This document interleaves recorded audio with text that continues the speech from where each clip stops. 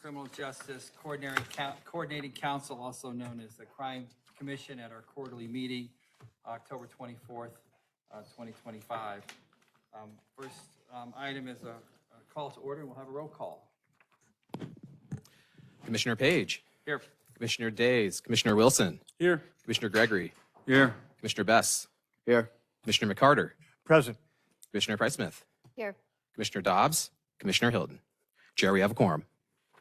Thank you. Next item is approval of minutes. They've been distributed. I hope you all have had a chance to review them. Are there any corrections or deletions, changes?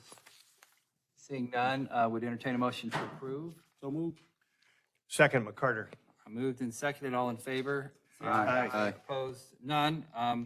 Motion carries. We'll move forward. So, good morning, everybody, and welcome to the Crime Commission. It's an opportunity to bring together the leadership of the criminal justice community in St. Louis County. It includes our police chief, our prosecuting attorney, the presiding judge, director of our Justice Center, the county council chair, and county executive. And I hope I didn't leave anybody out. We also have citizen members of the community. It's an opportunity for us to understand the important work that everyone is doing. It's a national model. These exist all over the country to get the decision makers in the same room at the same time to talk about how their work overlaps. This morning, we'll hear about the public safety challenges surrounding the replacement of this building and the power supply to the public safety facilities in St. Louis County here in Clayton. The Clayton Fire Marshal has indicated almost 10 years ago now that we have to either sprinkler this building or be out of this building by January 1st, 2028. And that is 2.5 years away. And we've been working on various ways to get that done. I had a very good meeting with Council Chair Days a few days ago, and we are working together on a temporary and a long-term solution. We have 2.5 years to meet the deadline, but in 2.5 years, the fire marshal will not allow employees or the public in this building. We will be allowed access to this building in order to service the power plant, and we're going to talk more about that here in a few minutes. But I do want to recognize the new members of the commission. Welcome to our prosecuting attorney, Melissa Price Smith, who's joining us today. Thank you. Also, the council has elected a new chair, and that is Rita Days, as she could not be here this morning, and sends her regrets as presiding judge Bruce Hilton is new in his role and will be a member of this commission. So the first item on our agenda is a report from Chief Gregory. Good morning, all. I have a very short report because crime numbers are looking pretty good for us now. So next slide, please. Look at notable events. The first one categorized as citizen complaint events, and we're up to this point in 2025, we have 5. I think that body cams that the officers are wearing now have contributed to that low number, even though you see there's an increase in the percentage, but 5 at this point of the year is good. The body cams are, they help our officers to be more professional on the scene, although they are very professional without them. It also lets the citizens know that they're being photographed, so any kind of false accusations against our officers will help that, and that might lower the number of citizen complaints. Use of force incidents, right now we have 85. That number would even be lower once we get our use of force policy approved, which is in the hands of the FOP now for approval. Failures to yield, that number is decreasing. The governor passed the Antonio Valentine law some time ago. I'm sure that has some effect as to the fact that these cars are running away from us because there is jail time behind that if they hurt or kill somebody. Next slide. Again, that just details the failure to yields. The most of them are in the North County precinct and in Jennings. Next slide, please. Next. Those are the numbers against crimes against persons. If you look at those numbers, everything is in the minus category. And overall, that gives us a total decrease of 11.2% at this time from last year. Those are very positive numbers, and I'll get back to that in a little bit. Next slide. That's the breakdown of the homicides that we've handled this year. Up to this point, we've handled 12 homicides. Those 12 homicides are involved in unincorporated St. Louis County and our municipal police departments. I've said on a number of occasions, we get called out to handle homicides in other municipalities at their request. So that's kind of the breakdown of what we've had up to this point. Next slide. Crimes against property, again, you see a lot of minuses. Crimes are down, and we have a total of 17.5% decrease in property crimes. So the numbers are low, and we are impressed by that right now, but there are reasons why those numbers are probably low. Overall crime is down nationwide, and I think just not us, but a lot of police departments are experiencing that.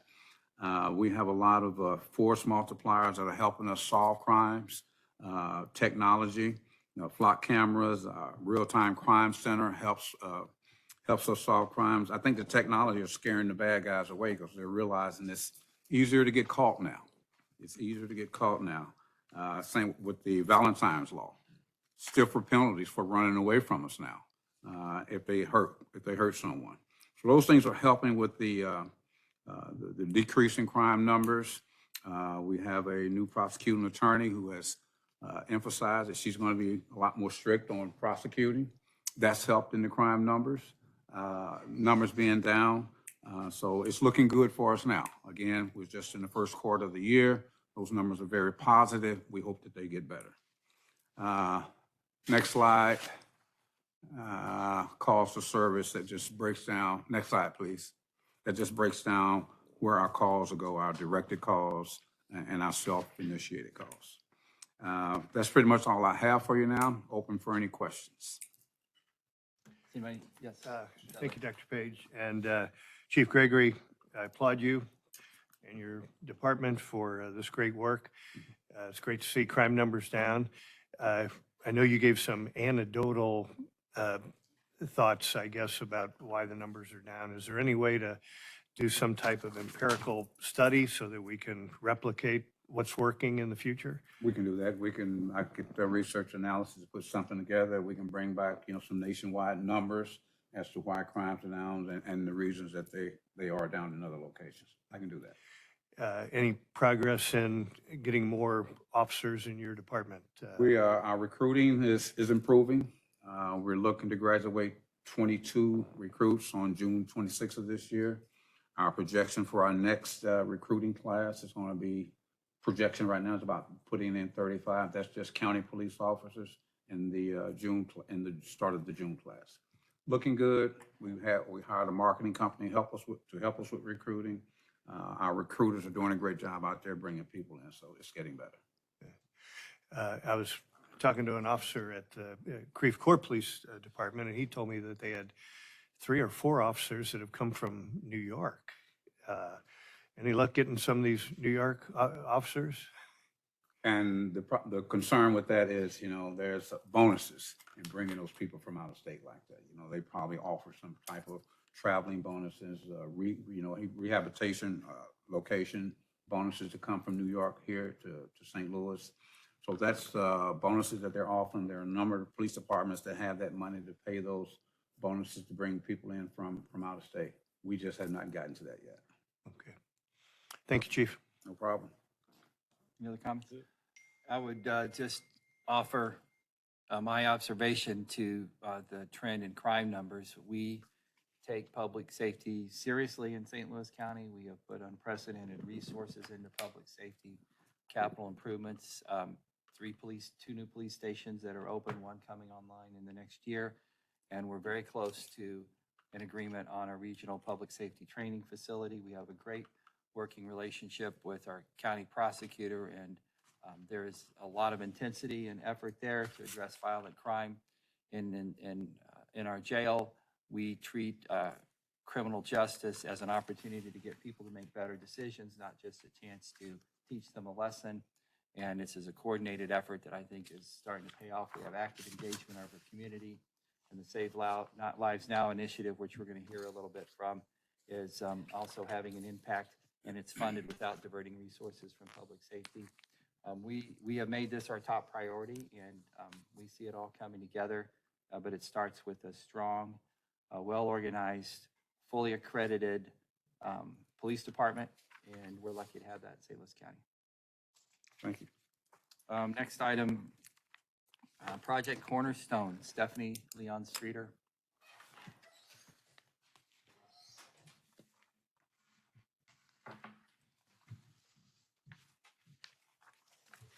Commission members, good morning. I'm Stephanie Leon Streeter. I'm the Director of Transportation and Public Works for St. Louis County.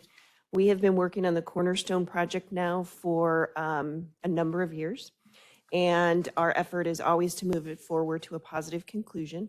We want to give you a brief bit of information on the project.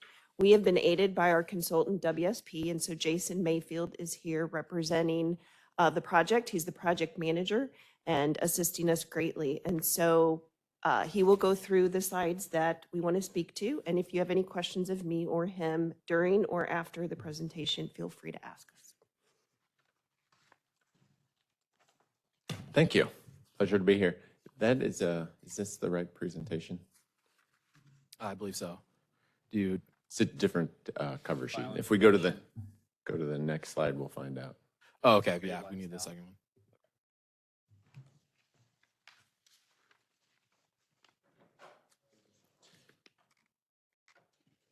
Jason, you're a pretty talented guy. I would be impressed if you could tell this story along with everything else you've been doing for us. I'd rather leave it to the experts. Well, Tom Kreese will be telling us about Save Lives Now, and he is also a nationally recognized figure in this space. We'll be hearing more about that. Thanks for your patience while we change slide decks.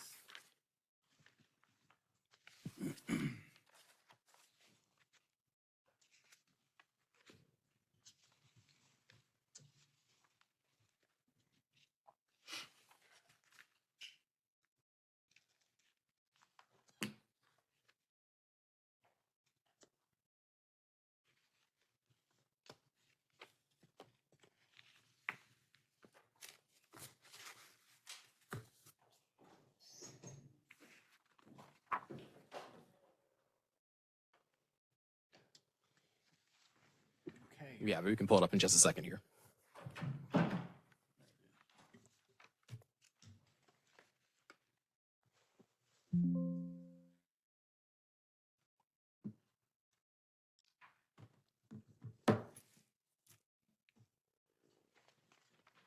Awesome. All right. Well, thank you. If we can go to the next slide, we'll get started on the agenda. So we're going to talk about a few things, why we're here in Project Cornerstone and why it's so complicated and why it's taken so long to get here. We'll talk a little bit about the impacts to the Clayton campus and public safety, and then we'll get into the surge plan, which is our focus in the next few months, and then where we need to head going forward. So if we go to the next slide. Back in November 2015, City of Clayton adopted the new building code, which required high-rise buildings much like this to be fully sprinklered. Now, a project like that takes a lot of time. In October of 2020, BCG completed a workplace study for St. Louis County. The following year, HOK and Cresta finished a master facilities plan. And then in June of 2022, that's when we came on board as program manager.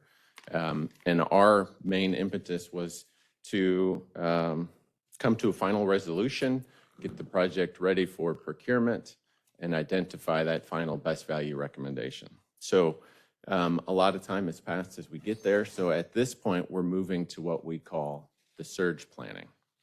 So if we go to the next project, we're moving to surge planning because we've kind of run out of time to solve the riddle while still occupying this building. And part of that is because of how complicated the building is. And if this video will play, it says a short video that just explains why it's so difficult to renovate this building.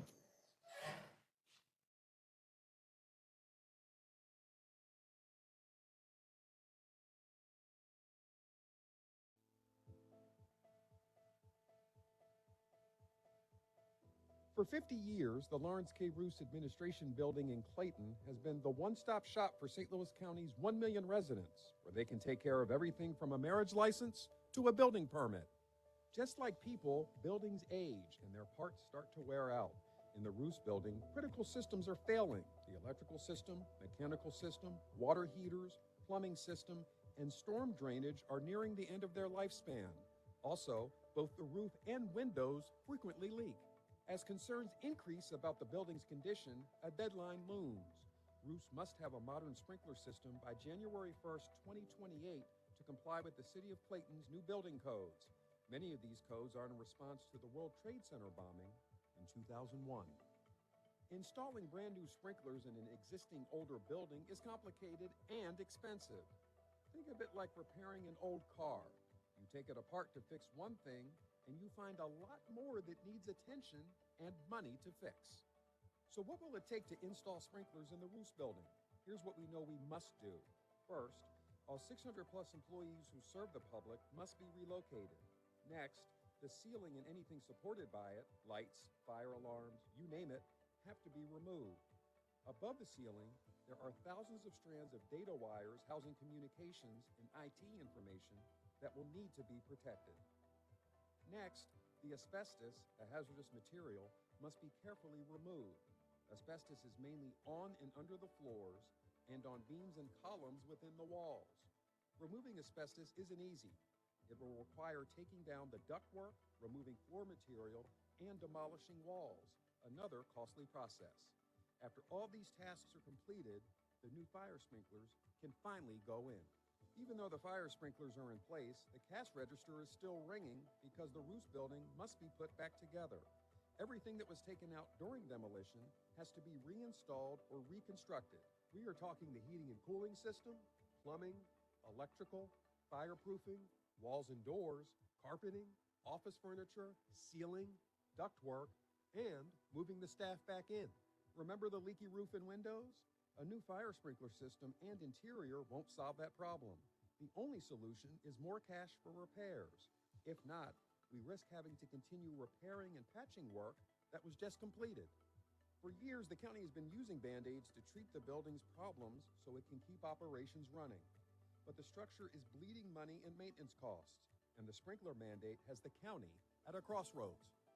So here's the bottom line. To install new sprinklers, repair the building systems, plus replace the roof and windows would cost a minimum of $175 million and take up to 3 years. That doesn't include fixing what problems may be found when the interior is disrupted.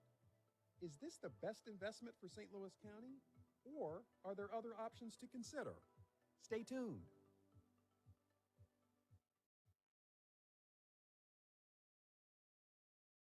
So you can see there's a lot going on in the building that makes it a little complicated to solve while we're still in the building. Can we go to the next slide? So, and to summarize how this building impacts the rest of the Clayton campus, you can see here this is a three-dimensional diagram, and the basement of this building provides virtually all the utility surfaces to various properties. The police headquarters receives heating and cooling, power, water, and IT infrastructure through this building. The courts north, which is the original building, which houses the circuit courts, receives all the same infrastructure from this building. The Justice Center receives its primary power through this building. Now, in this facility, we have consistent and persistent water mixing with our electrical gear and transformers. And so we have a continued risk there. So what our goal is as we move into the surge plan is to start mitigating some of that while we solve the long-term riddle of the facility. So if we can go to the next slide.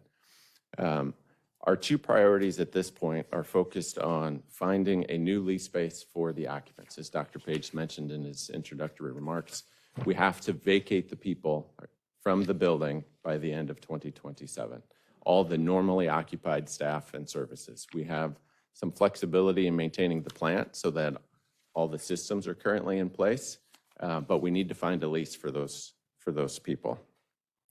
The other project that we need to get started on is in coordination with Ameren. It's doing a modernization project in the city of Clayton.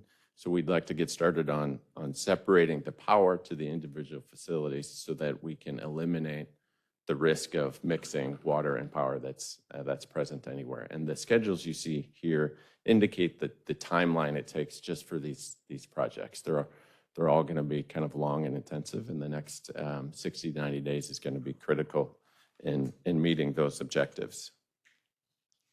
So if we can go to the last page.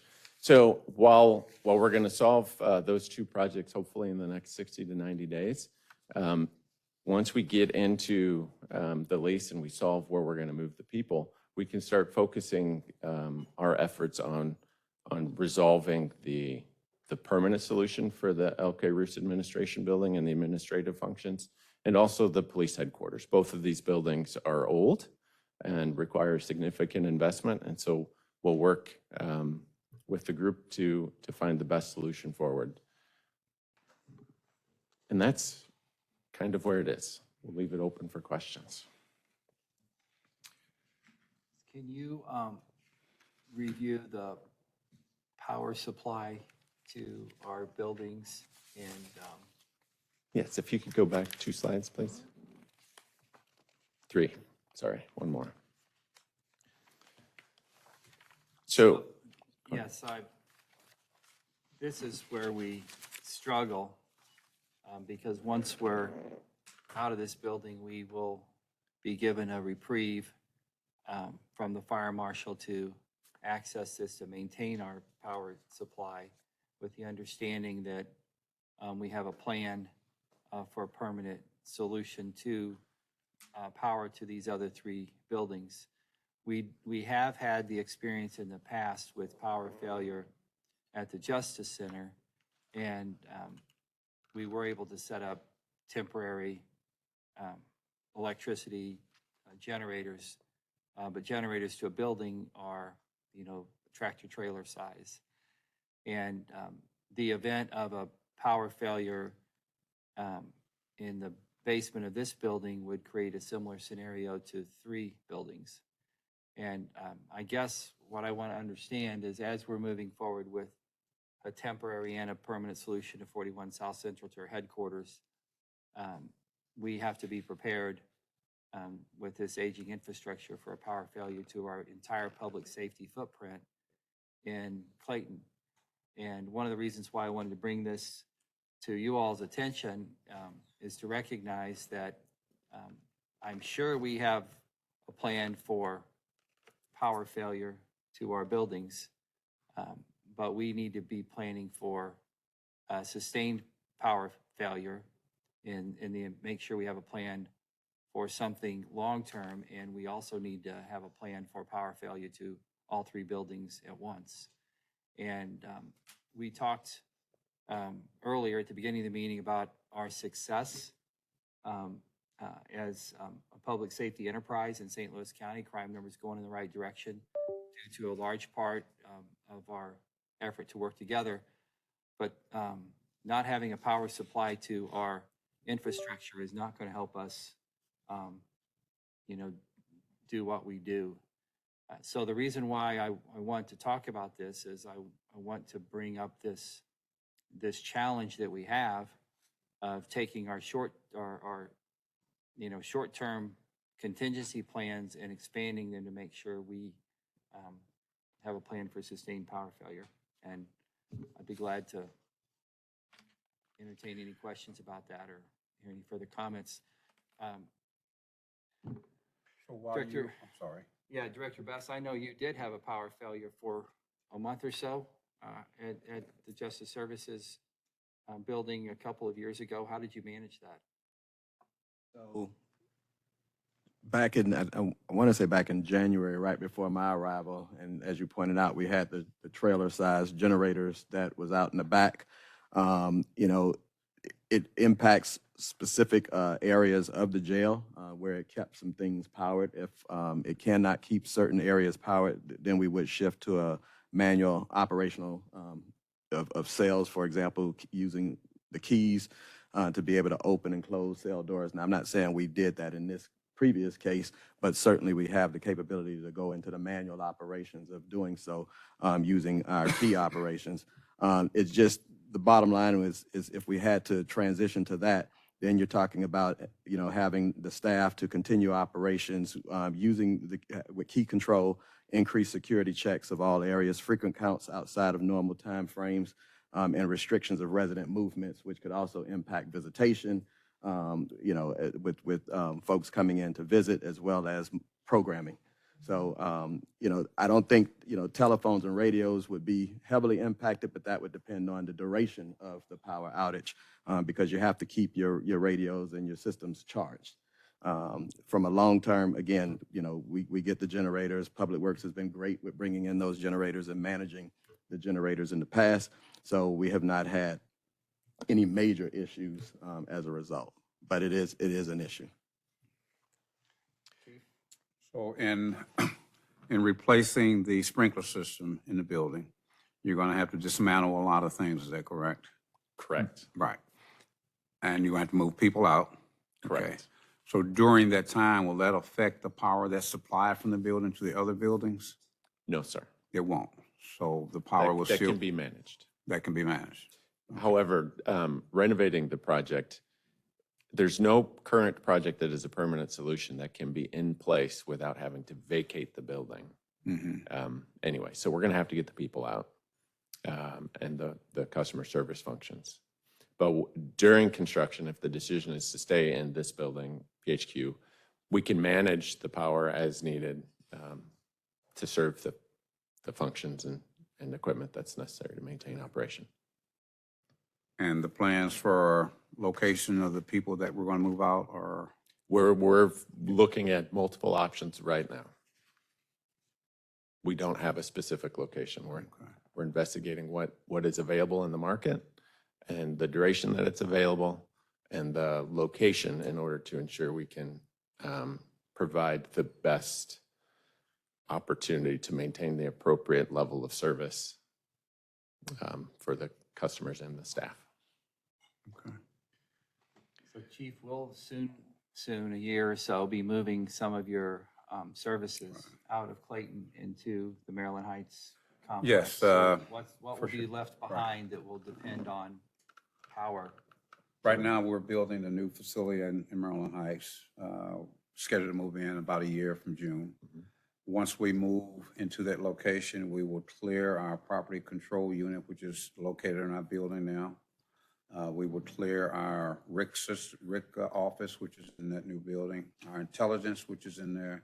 So there will be space in our new building to move people on a temporary basis. Yes. But again, that won't be until after June of 2026. So there is some open space there.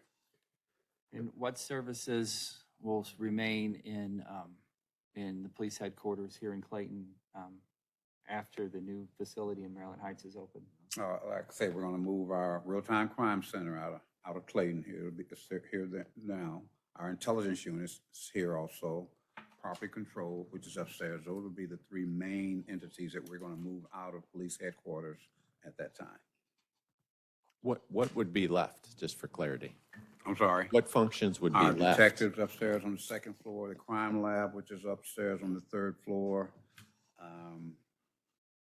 the administration building, human resources on the first floor, things like that. Yeah, those will be the things that will be left over there.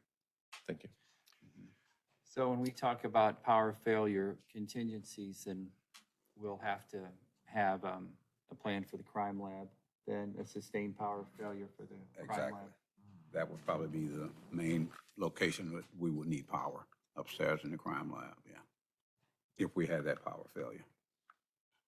Some of the other remaining services would probably be mobile, Right. but the crime lab is not. Crime lab is not mobile, cannot move that around, right. Okay. I got a quick question. So, Yes. about how many people are we talking about relocating out of this? I know we got to relocate everybody. So, like, what is that number? We're at right around 600. It varies daily. I was pleased the other day when there was 35 people, I think, being onboarded. So We're at about 600 people in the building. Not everybody's full-time. We're looking at about 400 work points, which is like 100 and some odd thousand square feet of space we need to find. I don't have room at my house. Well, we have some options, and we've had some, more recently, we've had some good conversations with the chairwoman of the county council, Chairwoman Days. If you watch county government, you'll notice that we don't always agree, but we are in agreement on this issue that we need to find a temporary home for the people who work in this building and work together on a permanent home for county government in Clayton, which will be several years away. A temporary home, identifying that's something that we will have to settle on in the next year and do some whatever construction needs to be done to make it right for county government in public services, public-facing services. So it'll be ready in 2.5 years for us to be in it providing services. So there's a lot of work ahead of us. Dr. Page, a couple of thoughts. I had heard rumors about this problem, but frankly, it wasn't until today that I realized the magnitude of it. I can tell you as I grow older, I realize time passes much faster. So these 2.5 years will be on us very rapidly. In my legal practice, I represent a lot of construction companies, and I can tell you, as everyone probably knows, that working on an existing older building has a unique set of challenges, and it often takes longer than anticipated. So I'm hopeful that the St. Louis County moves forward promptly to address both the temporary situation and a permanent solution. And if it's appropriate, I would recommend that this body adopt a resolution urging the St. Louis County to do just that. Well, I think a recommendation by this group to review the contingency plans for power failure to our public safety facilities would be in order. We probably wouldn't have to commit that to writing any more than to make that statement. And our authority as a body, certainly to have an express concern about that is real. This group represents the public safety leaders of St. Louis County government. And we're going to have to be in close communication to make sure that we continue providing great services and continue to keep the crime rates going in the right direction, which is one of the metrics we use to measure our services. And the way we do that is to have functioning facilities. So I think, Commissioner McCarter, I think you're on to something, and a recommendation that we review the contingency plans for power failure to our public safety facilities is a good idea, for sure. I will move that this commission adopt a resolution urging the St. Louis County Council to promptly address this situation and come up with appropriate alternatives for addressing potential power failures. I'll second that. Okay. And that may not have been worded as well as it should, so I will accept. Well, we certainly have the presence and authority to make recommendations to review our contingency plans, and I think that's what we'll take away from this. Are there any other thoughts, discussions? Do we need a motion to adopt that resolution, or just do I think it? a motion, a resolution would be something in written form, so I think something condensed to a concept would be easier to process, and we don't have to assign someone the task of putting something together. But I think to simplify that, a motion to review our, if you don't mind me restating that, to review our contingency plans for sustained power failure to our public safety facilities would capture it all. I accept that friendly amendment. Thank you. Do we have a second? Second. Okay. If there any other discussion, okay, all in favor? Aye. Opposed? None. We will consider that motion as it carries. Thank you for your presentation, and we'll move on to the next agenda item. Save Lives Now violence prevention.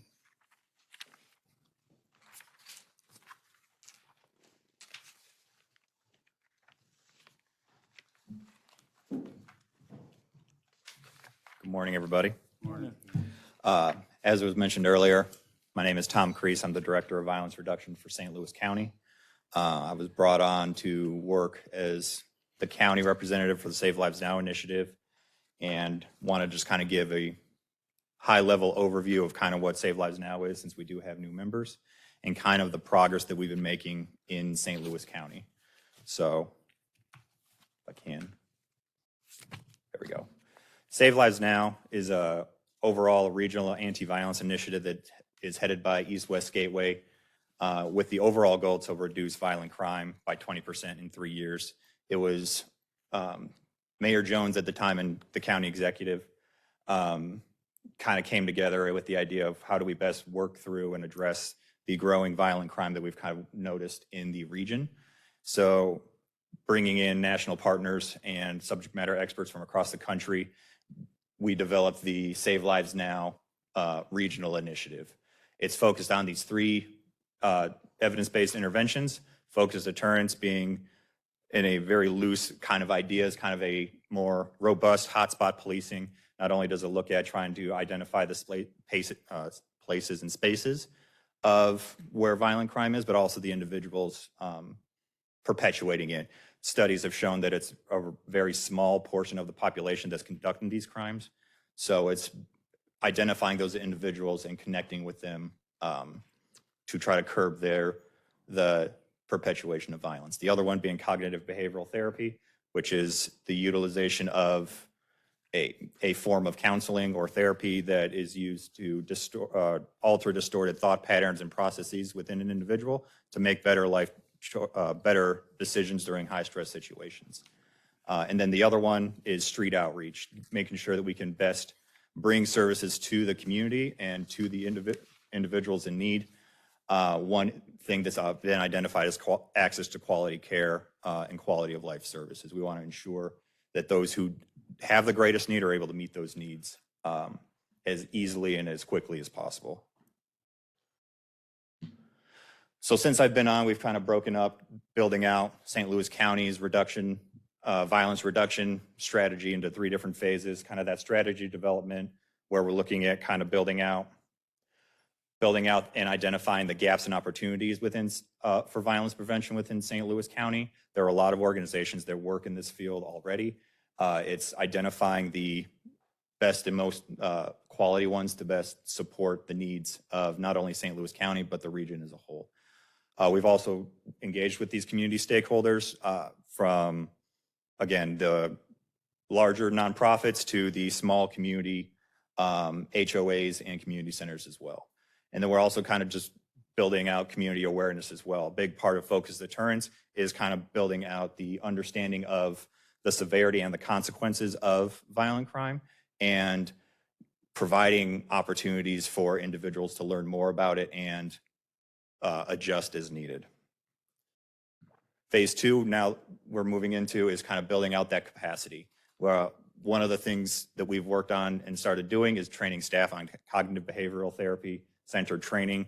One of our national partners has developed a form of cognitive behavioral therapy that is tailored to the frontline work of the individual who's engaging with these at-risk individuals and giving them the ability to better communicate and process with that person in real time versus trying to get somebody to a traditional brick and mortar counseling type area. So we continue to build out partnerships with law enforcement and our community-based organizations. I am fortunate to work with a police department I was once employed with and continue to work with a lot of the individuals I worked with when I was in the uniform.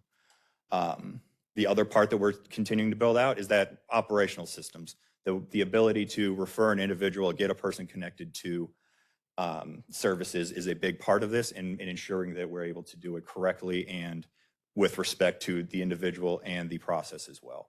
And we're in the process of securing funding. We've had the opportunity to work with our county council and continue to develop a budget that meets the administrative and outreach needs that we need to build and create a violence reduction program within St. Louis County. And then the third phase, once we kind of check the boxes of the previous ones, is conducting the problem analysis. That's an aspect of focused deterrence that looks at all the violent crime within the region and identifies kind of those, again, those spaces, places, and people who are kind of perpetuating violence in the area.